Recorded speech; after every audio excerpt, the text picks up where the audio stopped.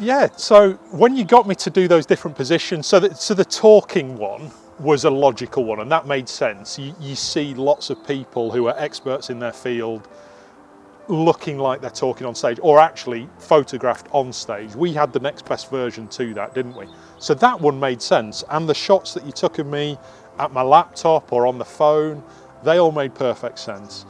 But when you interlaced some of those with like the different textured backgrounds, or the pointy ones, or the shocked expressions and that kind of thing, you look at these kind of YouTube thumbnails and some of the sort of social media posts where you see others doing those things, and you think, how on earth have they thought through doing that, or how on earth have they decided that they're going to take pictures of themselves doing that?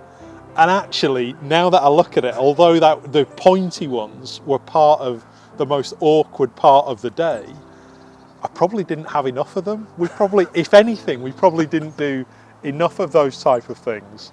There's 2 or 3 that I regularly use where I'm pointing at something in the shot. Most recently I've been pointing at my book as that got released, or when I've done YouTube videos, I've been pointing at the text to describe what the video is about, the headline.